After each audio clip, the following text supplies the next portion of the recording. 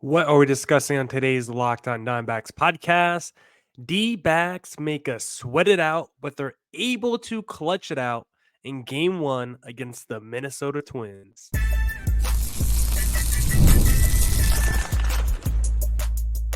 You are Locked On Diamondbacks, your daily Arizona Diamondbacks podcast, part of the Locked On Podcast Network, your team every day. Welcome into the Locked On Diamondbacks podcast, part of the Locked On Podcast Network, your team every day. You're listening to who? The always charismatic host of this podcast, Millard Thomas. I'm a multimedia journalist and I'm a graphic designer, so please go check out my website, millardthomas24.myportfolio.com. On there you can see all my latest work, from my packages to my articles to my photos and my graphic design. If you want to see more content by me, just follow me on Twitter at CreatorThomas24 for my personal account, or look up a Locked On Diamondbacks both Twitter and Instagram for the podcast handle. And thank you for making Locked On Diamondbacks your first listen every day. I would not be able to do this podcast without you, my loyal listeners, sharing, subscribing, reviewing, doing all that so I could do this podcast for you. Thank you. It's free. It's available on all platforms, so please continue to tell your friends. And one of those platforms is YouTube, so please don't forget to hit subscribe to Locked On Diamondbacks on YouTube. On today's show, we're going to talk about the D-backs clutching it out in game number one. Is Eugenio Suarez officially back? And we'll update our panic meter. Today's episode is brought to you by Game Time. Download the Game Time app, create an account, and use code LOCKEDONMLB for $20 off your first purchase. Terms apply. Now, before we get into the podcast, I am feeling under the weather. My head is pounding. That's why I took off yesterday. That's why there was no, late Sunday podcast. I've not been feeling the best. So if the energy is low on this podcast, I apologize. Have not been feeling myself the last few days, but we will power through this one for you. And hopefully the podcasts keep getting better as the week goes on and I get healthier. But let's talk about game number one against the Minnesota Twins, because the D-backs really made us sweat it out in game one. Brandon Pfaadt was on the mound. It was another pretty efficient start for Pfaadt through the first 6 innings. And then all of a sudden, trouble for Pfaadt in the 7th. It's a problem that we've seen a lot with Pfaadt, where he can just be cruising through a ball game. And all of a sudden, in that 6th, 7th inning, the wheels just fall off. And it happens so quick for Pfaadt. This felt like another potential start. We could go the complete game, and he's efficiently averaging like 12 pitches per inning. Like, yes, he wasn't striking out people. That's something he hasn't really done in his last couple starts, but he's pitching to contact and he's generating a lot of weak contact. A lot of the balls are going to the infield, a lot of ground balls, a lot of lazy fly balls. So even though he wasn't getting the strikeouts, I like the way he's been pitching the last couple of starts. And I like the way he pitched tonight for the most part until that final 7th inning where he allows that walk. You have your bullpen warming up if you're Torey Lovullo, and it's like, that's the question I think a lot of people had in that game number one is when you see Brandon Pfaadt starting to fall apart a little bit, when you see him give up that walk in the 7th inning, it's probably time to pull him right there. We've seen the starts for Pfaadt where he falls off pretty quickly, where the wheels fall off and it gets away from him and he's not able to, refine his composure, and typically leads to home runs. And that's what happens in the 7th inning tonight, where Torey Lovullo probably should have pulled Pfaadt right after he gives up the walk. And instead, he tried to let Pfaadt pitch through it, which I'm not always against, especially when a guy's as efficient as Pfaadt. But we know what happens with Pfaadt when he starts to lose control. It happens very quick, and an inning can change in an instant in a Brandon Pfaadt start, and that's what we saw tonight. Needed Torey Lovullo to grab the reins a little bit more in that game number one start with Pfaadt on the mound and go to his bullpen a little bit quicker, go to the Kevin Ginkel, go to the Ryan Thompson a little bit quicker than what Torey Lovullo did, because leaving Pfaadt out there in the 7th inning did not work out in the D-backs' favor, and they probably should have went to the pen a little bit quicker. And that's one of those situations where you can question Torey and say, you know what, Torey, you've watched Pfaadt more than anyone else. You know his struggles that second, third time through the lineup. Why didn't you go to the bullpen immediately when you saw him running into some trouble? Torey Lovullo doesn't do that, and instead, Pfaadt ends the day with 4 earned runs over 6.1 innings pitched, 2 home runs allowed, and his fantastic start ends up by the box score looking pretty average. But for the most part, I still like where Brandon Pfaadt is in his development. Yes, there's still areas we need to improve on and work on, but I still like Brandon Pfaadt overall as a starter for the D-backs and as a potential front line starter. So even though I want this start to be better and want him to finish this as a quality start, I still think there's a lot of things that we've seen in 2024 that he's improved on from 2023, and Brandon Pfaadt's definitely moving in the right direction. So still things that we have to work on, but I love the way Brandon Pfaadt is looking right now. When I put his whole season into perspective. Ketel Marte, he was fantastic in this game. The future all-star starter once again carried the D-backs offense. He started off, Carroll gets on base with a slap shot ripped down the right field line. We saw Carroll with a couple of those. The second one didn't go for a hit, but two rips by Carroll to the right side of the field. He did get another hit later in the game, which put him on board. Corbin Carroll, 2 hits for Carroll total. He seems to just be so much more comfortable at the plate. He gets on board in the first inning, and then Ketel Marte rips a 2-run shot down the right field line. And then again, Ketel Marte in the 7th inning comes up huge for the Arizona Diamondbacks, the future all-star starter, clutches it out. Big single, puts the D-backs ahead after Brandon Pfaadt gives up that big 3-run home run in the 7th. D-backs in the bottom of the 7th come back and score. Great job by Ketel Marte there. D-backs overall 2 for 3 runners in scoring position. Didn't create a lot of opportunities, but when they did, they came through. In this month of June now, I think they said on the broadcast, D-backs are batting like around 314 with runners in scoring position in the month of June. Ridiculous stuff there. D-backs, 8 hits total, not a ton, but only 6 strikeouts, which you love to see. Tucker Barnhart, the replacement for Gabriel Moreno, I think 4th straight game now with a RBI hit. That's exactly what you want from Tucker Barnhart. Just come through in the moments that matter the most. He was able to do that. Got even a Eugenio Suarez triple, which was pretty huge for him. We'll talk about what that triple could mean going forward and what it could mean in game number 2 as we preview game number 2 in segment number 2. Get supplies from the site that's made for the skilled trades, supplyhouse.com. Supplyhouse.com is the reliable way to order plumbing, HVAC, and electrical products online. Their easy to use website is packed with helpful resources and the latest product info to help you get the job done right. Shop a complete inventory of over 200,000 parts from over 400 top brands and get your order delivered right to your door with fast shipping from coast to coast.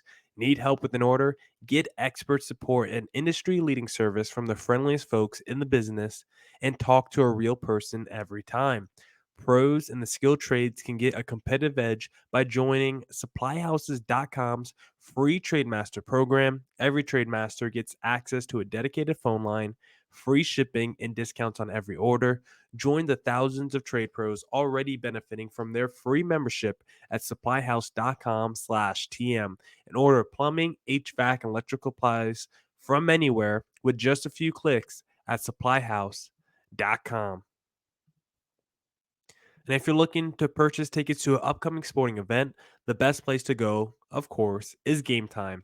Save up to 60% off buying last minute tickets for sports, concerts, comedy theater, and more. Save even more with exclusive in app deals on select seats ahead of the game or event. Save even more when you choose a section and let Game Time choose a seat.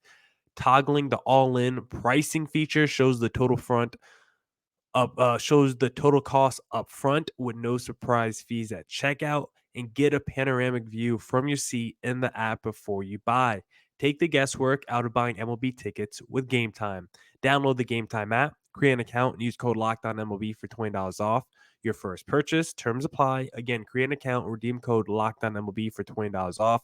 Download Game Time today. Last minute tickets, lowest price, guaranteed.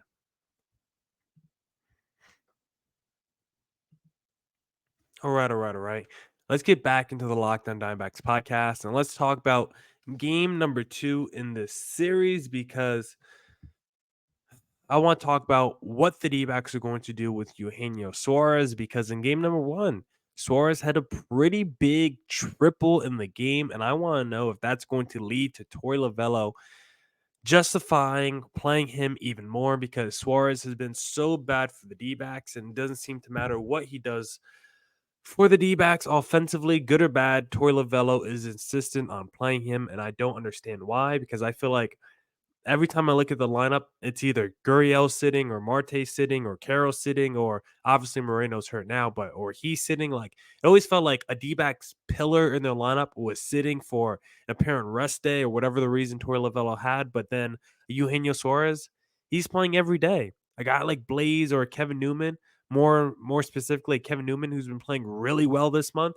Somehow he's sitting all the time with Eugenio Suarez playing third base, or sometimes Newman and the Blaze are both in on the left side of the infield. But then guess what? Eugenio Suarez, for some reason, still playing DH over guys like Jake McCarthy or Randall Gritchick or Jock Peterson. It's like, how can you put Eugenio Suarez in the lineup every single day? Find a spot for him in the lineup every day when you have guys on your team who are just way better than Eugenio Suarez. The left side of your infield should be Geraldo Perdomo and Kevin Newman going forward right now with Blaze Alexander as the backup. Eugenio Suarez plays fine defense. I think he's very solid defensively. Had a nice little web gem in game number 1 against the Twins, but offensively, he does nothing for this team, and I'm tired of Torey Lovullo just finding ways to get him in the lineup.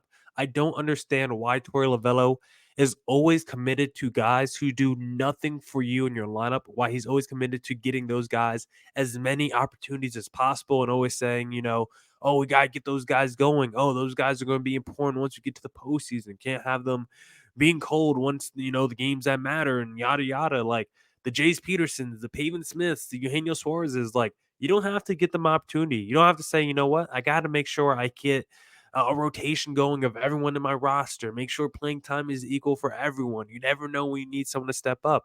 Guess what? If they're not good, I know I'm not going to need them to step up. I don't need a Eugenio Suarez to step up. I never needed Jace Peterson to step up because those guys should be emergency backup situations. You only call them break glass in case of emergency, someone gets hurt, or because of a rest day. Eugenio Suarez going forward should not be a platoon guy, should not be an everyday starter for the D-backs. He needs to be a guy that only plays when it's break glass in case of emergency because of injury or because of rest, but not because of he's the best defensive third baseman or he's the best offensive option. The days of Eugenio Suarez playing every day should be over, but for some reason, Torey Lovullo seems committed to playing Suarez as much as he does. I don't know how long it's going to last for. We know we got some guys coming back pretty soon off the injured list. At that point, someone will have to make a decision, especially seeing Alec Thomas potentially not too far away. You're going to have to make a decision of what to do with your position players. And I vote to get rid of Eugenio Suarez because he's been so bad for the D-backs this year, and it would force Torey Lovullo to stop playing him so much. Torey's one of those guys. He's a player's manager, and to a fault, that means he likes overplaying guys sometimes to just keep them happy and keep their confidence up, despite them not contributing at all to this D-backs team. So for Torey Lovullo to be the best manager, I think Mike Hazen has to rip Eugenio Suarez off this team. And then going into game number 2, we got Ryan Nelson on the mound against Simeon Woods Richardson. And for Ryan Nelson, he's looking for his third straight elite start and his fourth out of his last 5 really, really good starts because the last 2 starts for Ryan Nelson against the Nats, and again, it's the Nationals, 7 innings, 2 earned runs. Again, the Nationals. The start before that, 6 innings, 1 earned run, 8 strikeouts, and then again, that one was against the Chicago White Sox. So the last 2 starts, not the sexiest names for Ryan Nelson, the Nationals and the White Sox. The start before that, he wasn't very good against the Padres, but then before that, against the Giants, who are way more competitive, 7.2 innings pitched, 2 earned runs. So in 3 of his last 4 starts, he's gone at least 6 innings. He has a quality start in 3 of his last 4, and let's see if he can make it 4 of his last 5. And when you look at those recent Ryan Nelson starts, he's doing a good job of mixing up his pitches, I think. He still throws that fastball around 52% of the time, but when you look at his other stuff, like in his most recent start, the pitches that he threw the most after the fastball, he threw the slider 15% of the time, curveball 13%, changeup 10%, cutter 8.5%. But then the start before that, it was the cutter he threw 26% of the time, the slider he threw 14% of the time, the curveball 13, and the changeup 5. Like he's reordering the pitches he uses the most off his fastball. One week he might go slider heavy off his fastball. The next week, it might be cutter heavy off his fastball. Ryan Nelson is doing a great job of mixing up his arsenal right now. And I want to see if he can do it one more time against an opponent that is, I don't think elite, but is very good. They're 43-36. The Twins are a good team.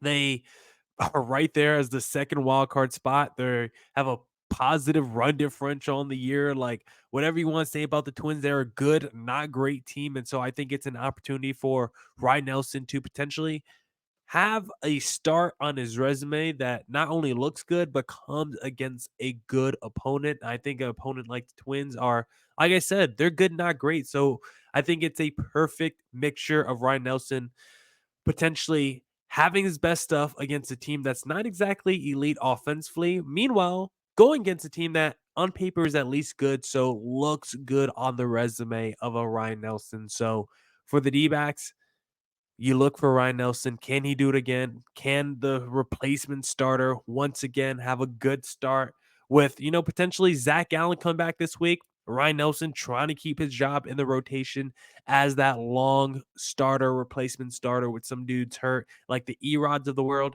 If he wants to stay in the rotation with the Erods of the world, still out on the injured list, then Ryan Nelson is going to need to continue to pitch well, and a positive start in game number 2 will go a long ways for Ryan Nelson. So for the D-backs, I want to see how Ryan Nelson looks in game number 2, and I want to see if we commit to Eugenio Suarez again with a righty on the mound and him coming off the triple. Is there any way that Torey Lovullo sits Eugenio Suarez in game number 2? Probably not. Now I want to talk about the D-backs panic meter as we enter segment number 3.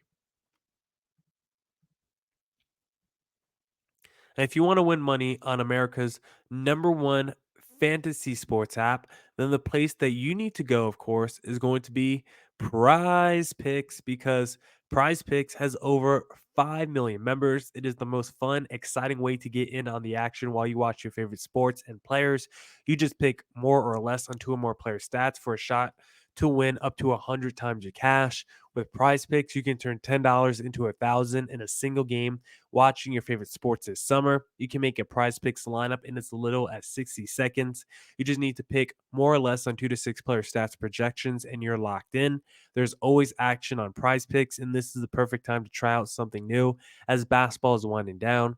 Make sure to try out esports this month, because for every Wednesday and Saturday in June, if your lineup doesn't win, you'll get your entry fee back. Choose from Counter-Strike 2, Call of Duty, League of Legends, and more. Right now, download the app today and use code LOCKEDONMLB for a first deposit match up to $100. Prize Picks, pick more, pick less. It's that easy. All right. Let's get back into the Locked On Diamondbacks podcast. If you would like the show, please follow me on Twitter at CareerThomas24 for my personal account, or look up Locked On Diamondbacks both Twitter and Instagram for the podcast handle, and look up Millard.Thomas123 for my personal Instagram. But now let's talk about the D-backs panic meter, because we didn't get to do it for Monday's podcast. Because guys, I apologize for this podcast. I am going through it. So if it is not my best work, I am trying to survive right now. My head is pounding. So I apologize to the audience, and I swear as I get better and healthier, the podcast will get better this week. But let's do a panic meter for the D-backs, because last week we moved the meter down for the first time. Typically we're at a 6. Last week we moved it down to a 5, and I think we're going to stay there at a 5 with this D-backs team. We are feeling neutral right now with the D-backs. And for the most part, I think if you actually had to do like a stock up, stock down for the D-backs, I would say the stock is up for the D-backs because for the most part, they've been handling their business against most of these opponents. Yes, they make us sweat out a lot of these series where maybe they go 1-1 split through the first two games, then it comes down to the finale, but they've been coming through in the finale. They split the series to start the month of June with the Mets, where they won the last two games. So they actually started the month of June 2-0, and they won the series against the Giants. They split the series against the Padres, won the series against the Angels, won the series against the White Sox, won the series against the Nats. We knew they were going to lose to the Phillies. That was my prediction. I said going to the Philly series. I thought they could win game number one. I thought that was their best chance to win with Jordan Montgomery on the mound. I thought their second best chance to win was going to be the finale with Slade Cecconi on the mound. I thought they had no chance in game number two with Tommy Henry on the mound. And the series went exactly how I thought it was. D-backs looked good in game number one. With Monty on the mound, they were able to get that dub. They got destroyed in game number two, as they should have with the pitchers that they were throwing out there in game number two. Then I thought they had a chance in the finale, and that's what happened. We knew the D-backs were probably going to lose to Philadelphia. Philadelphia was probably the more desperate team, more on the line. Like you couldn't let the D-backs come back in second straight series because the last time you faced them was the NLCS. So the last time you faced the D-backs was in your home ballpark where you got shellacked. You couldn't let the next time you see the D-backs be your home ballpark again, where you let the D-backs come in and run amok. So I think the Phillies were the more desperate team in that most recent series. They were able to handle business, but that's okay. As we've talked about this D-back schedule for most of this month, we've always said finish the month strong, handle your business against all the non-Phillies teams. And so far, that's what they've been able to do. In game number one, they were able to do that against the Minnesota Twins. And now we'll see if they could do that in game number two. I'll put the D-backs panic meter at a 5 right now. The vibes are up. The offense has been phenomenal right now. In the month of June. That's part of the reason why we say the vibes are up, because the offense is starting to look really good, clicking on all cylinders, runners in scoring position looking really good. It's hard to go below a 5 right now because the D-backs are still not a 500 ball club, still 39-40, still trying to get consistently above 500. You look at the standings, D-backs looking good in the wild card standings, but don't own a wild card spot right now. They're a game back of the wild card, so it's neutral right now. They're right there in the mix in the wild card race. They're right there in the mix for a 500 record, but they still haven't started running away in the wild card, or they haven't started separating themselves yet from the rest of the pack. Until they start to do that, we will lower that number because they're still in the crossroads where, another injury or two here, they can go back in the gutter as a team and go back in the tailspin. But they are also could go the other way where we're starting to see this team get healthier. Zach Gallen potentially starting Saturday against the A's. Alec Thomas back in Reno. Like this team is starting to get healthier. Merrill Kelly doesn't sound like he's going to be back until August. Probably the same with Erod. But if Gallen comes back and looks phenomenal right away, you have Gallon, Monty, and Fa as your 1, 2, 3. That feels pretty good. Then if you could bring back Alec Thomas and get rid of Eugenio Suarez, that would feel pretty good as well. So that's why we're at a 5, because it could go either way. The vibes are up, and this team is getting healthier. And I think by next week, if the D-backs own a wild card spot and they're above 500, I could see me dropping that panic meter down to a 4, and I think that would be very justifiable. I think for this panic meter segment, I want to start introducing the FanDuel odds during this segment as well, because if you go on FanDuel right now, you take a look at the odds.